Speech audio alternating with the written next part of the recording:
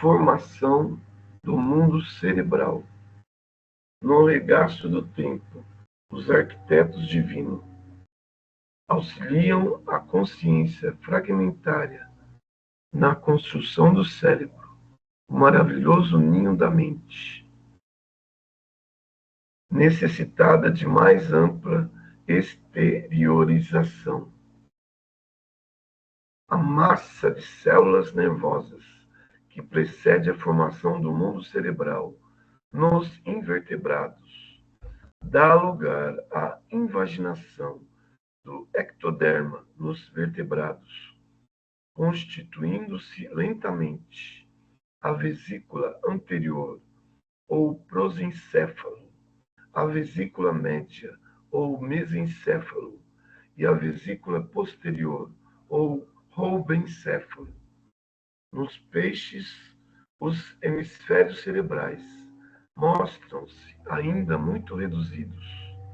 Nos anfíbios, denotam desenvolvimento encorajador e nos répteis avançam em progresso mais vasto, configurando já com alguma perfeição o aqueduto de Silvius, aprimorando-se com mais segurança em semelhante fase na forma espiritual, o centro coronário do psicossomo futuro a refletir-se na glândula pineal, já razoavelmente plasmada em alguns lacertídeos, qual o rhincocéfalo da Nova Zelândia, em que a epífise embrionária se prolonga até a região parietal, aí assumindo a feição de um olho com implementos característicos.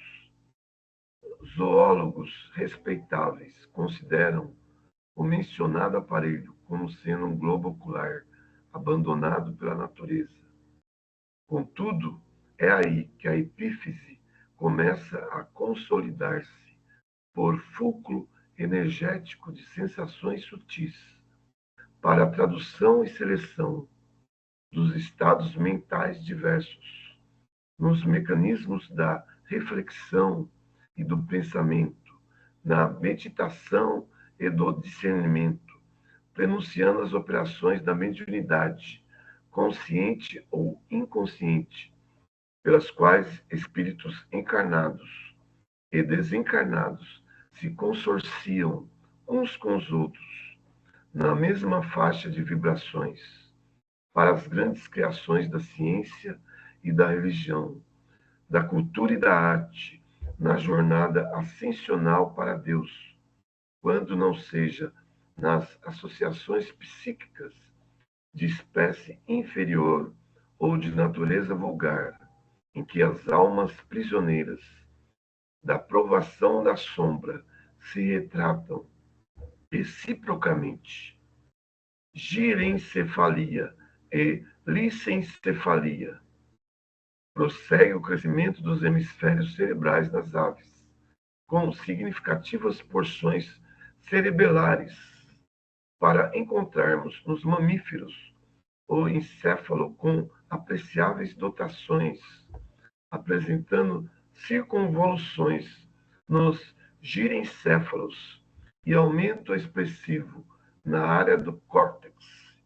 Quanto mais se verticaliza a escalada, mais se reduz a percentagem volumétrica do cérebro, do cerebelo, enquanto que os hemisférios cerebrais se dilatam.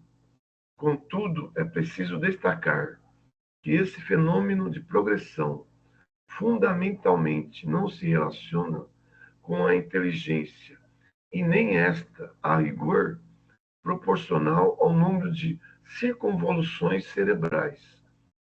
Tanto que mamíferos quais o coelho, o canguru, o ornitorrinco e até mesmo certos primatas possuem cérebro lisencéfalo ou sem circunvoluções.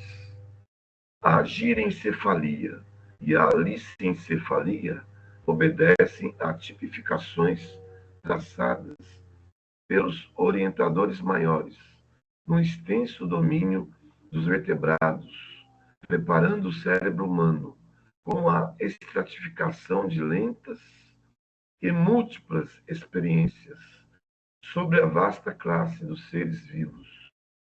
A maneira de crianças tenras, internadas em jardim de infância para aprendizados rudimentares, animais nobres, desencarnados, a se destacarem dos núcleos de evolução fisiopsíquica em que se agrupam por simbiose, acolhem a intervenção de instrutores celestes em regiões especiais, exercitando os centros nervosos. Fator de fixação. Os neurônios nascem e se renovam milhões de vezes, no plano físico e no plano extrafísico, na estruturação de cérebros experimentais, com mais vivos e mais amplos ingredientes do corpo espiritual, quando em função dos tecidos físicos, até que se ergam em unidades morfológicas definidas do sistema nervoso, demonstrando formação especialíssima, porquanto reproduz mais profundamente a tessitura das células psicossomáticas. O neurônio é toda uma usina microscópica, constituindo-se de um corpo celular, com prolongamentos, apresentando núcleo escassa cromatina e um nucleolo. Acha-se o núcleo cercado de protoplasma, em que há mitocôndrios, neurofibrilas, aparelho de Golgi, melanina abundante e um pigmento ocre, estreitamente relacionado com o corpo espiritual, de função muito importante na vida do pensamento, aumentando consideravelmente na madureza e na velhice das criaturas, além de uma substância invisível na célula em atividade, a espalhar-se no citoplasma e nos dendritos, facilmente reconhecível por intermédio de corantes básicos, quando a célula se encontra devidamente fixada. Essa substância, a espessar-se nos chamados corpúsculos de Nisse, que podem sofrer a cromatólise, representa alimento psíquico, oriundo pelo corpo espiritual no laboratório da vida cósmica. Através da respiração, durante o repouso físico, para a restauração das células fatigadas e insubstituíveis.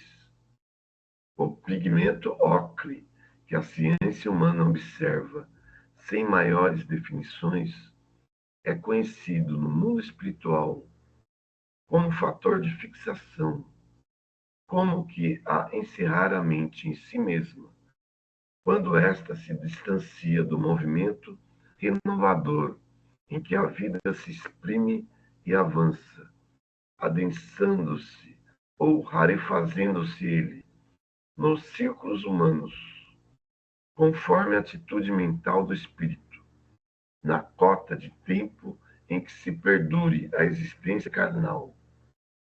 Reflexos tipos, estabelecidos os centros nervosos, em que se entrosam as forças fisiopsicossomáticas. Os reflexos tipos são organizados no reino animal, fixando-se o reflexo de flexão, que consta da flexão de um membro atacado na superfície por estímulos de variadas origens. O reflexo fásico, que interessa a defesa própria na remoção de estímulos perniciosos.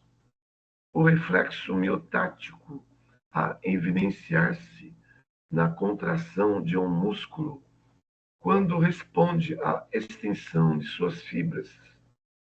os reflexos posturais diversos e os múltiplos reflexos segmentares e intersegmentares, com os arcos que lhes são característicos, tanto na parte aferente como na eferente, preparando-se o veículo fisiopsicossomático do porvir em suas reações nervosas fundamentais. Através deles, o encéfalo, conservando consigo o centro coronário e o centro cerebral, registra excitações inúmeras para que as faculdades de percepção e seleção, atenção e escolha se consolidem. Formação dos sentidos. No corpo dos animais superiores, obra-prima de supervisão e construção dos arquitetos do espírito. No transcurso dos séculos, a consciência fragmentária acrisola então os sentidos. Fim do longo período de trabalho, afirma-se o tato por sentido cutâneo essencial, a espraiar-se por toda a pele.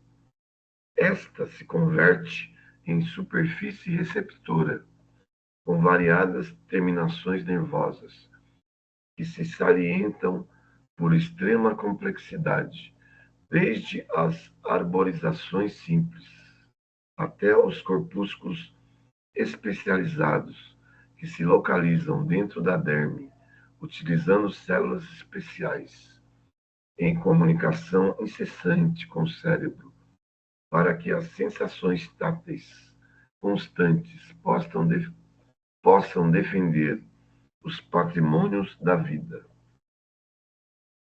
Adestrada a atenção, o animal na esfera física e na esfera extrafísica elabora por atividades reflexas várias substâncias que lhe excitam os centros receptivos, definindo os chamados sentidos químicos, a culminarem no olfato e no gosto.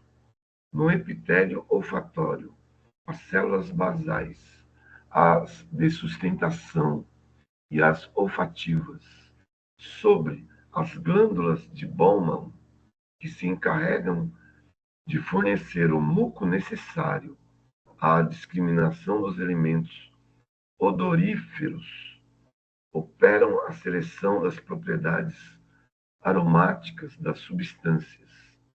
E no dorso da língua, na epiglote, na face posterior da faringe, como no véu do paladar, os corpúsculos gustativos, guardando as células epiteliais de sustentação e as células gustativas, associados às pequenas glândulas salivares, fazem o registro das substâncias destinadas à nutrição. Visão e audição. O sentido da vista, admiravelmente fixado, passa a permitir a constituição das imagens dos objetos na retina, segundo um sistema dióptrico particular, aperfeiçoando-se as células receptoras da luz, cujo impulso nervoso alcança as vias ópticas, transportando as imagens captadas até a profundez do cérebro, onde a mente incorpora as interpretações que lhe são próprias e analisa-as, plasmando observações para o arquivo da memória e da experiência. E a audição, alicerçando-se em órgão complexo, consolida-se no ouvido interno, protegido pelo ouvido externo e pelo ouvido médio, em que o tubo coclear, a dividir-se em 3 compartimentos, vai encontrar células evoluídas dos órgãos de corte e as fibras nervosas do acústico encarregadas de transmitir as vibrações sonoras que atingem o ouvido médio em estímulos nervosos a saírem através do nervo auditivo na direção da mente, que realiza a seleção dos valores atinentes às sensações de tom, intensidade e timbre, estabelecendo em seu próprio favor vasta rede de reflexos condicionados com expressão decisiva em seu desenvolvimento, sob a orientação das inteligências sublimes. Cada sentido se instala em organização especial, formada de vários aparelhos e implementos. Também o cérebro integral se organiza em lobos diversos, com vasta margem de recursos para o futuro. Quando a alma, então nascente, em atividade instintiva na construção de seu próprio veículo, se erigirá em consciência desperta, com capacidade de utilizar as vantagens potenciais que a divina sabedoria lhe oferta. Microcosmo prodigioso. Com o tempo, a direção espiritual da vida concede, enfim, organizar com mais eficiência o sistema nervoso autônomo, regulando e coordenando as funções das vísceras. Estruturam-se, desse modo, primorosamente a inervação visceral, aferente e eferente, e os centros coordenadores, os sistemas simpático e parasimpático, e as fibras pré- e pós-ganglionares de Langley, com os neurônios a edificarem vias eletromagnéticas de comunicação entre o governo espiritual e as províncias orgânicas. Em todos os ângulos do cérebro, esse microcosmo prodigioso, células especiais permanecem sob o controle do espírito, assimilando-lhes os desejos e executando-lhes as ordens no automatismo que a evolução lhe confere. Desde o grupo tectobulbar das fibras pré-ganglionares, saindo com os pares cranianos, tecidas com neurônios no mesencéfalo, protuberância e bulbo, e incluindo os núcleos supraópticos, paraventriculares, e a parede anterior do infundíbulo até o grupo sacro, com neurônios localizados na medula sacra. Nervos especiais funcionam como estações emissoras e receptoras, manipulando a energia mental, projetada ou recolhida pela mente, em ação constante, nos domínios da sensação e da ideia, em conexões e trajetos que a ciência do homem mal começa a perceber, atuando nos demais centros do corpo espiritual e nas zonas fisiológicas que os configuram no veículo somático através de circuitos reflexos.